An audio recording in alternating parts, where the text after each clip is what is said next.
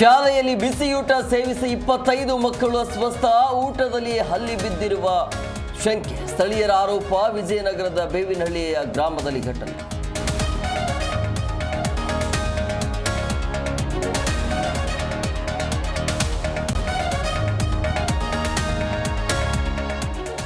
ಮದ್ದೂರಲ್ಲಿ ಉರಿಯೋ ಬೆಂಕಿಗೆ ತುಪ್ಪ ಸುರಿದ ಯತ್ನಾಳ್. ನನಗೆ 100 ಕೇಸ್ ಹಾಕಿದ್ರು ಹೆದರಲ್ಲ ಎಂದ ಸಿಟಿ ರವಿ.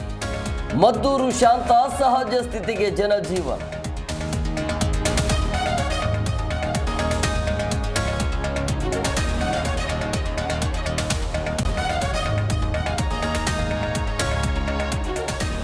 ಫಲಸಿತು ಕೋಟಿ ಕೋಟಿ ಅಭಿಮಾನಿಗಳ ಕನಸು. ವಿಷ್ಣುವರ್ಧನ್ಗೆ ಮರಣೋತ್ತರ ಕರ್ನಾಟಕ ರತ್ನ ಪ್ರಶಸ್ತಿ.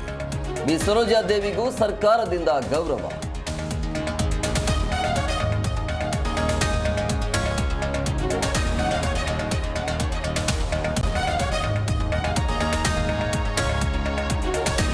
ಕೆಲವೇ ಕ್ಷಣಗಳಲ್ಲಿ ಉಪರಾಷ್ಟ್ರಪತಿಯಾಗಿ ರಾಧಾಕೃಷ್ಣನ್ ಶಪಥ.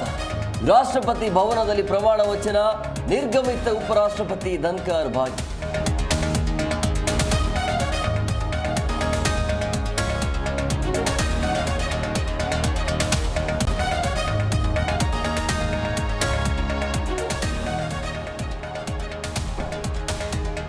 ಹಾಂಕಾಂಗ್ ವಿರುದ್ಧ ಗೆದ್ದು ಬೀಗಿದ ಬಾಂಗ್ಲಾ. ನಾಡಿದ್ದು ಭಾರತ ಪಾಕ್ ರಣ ಕದನ.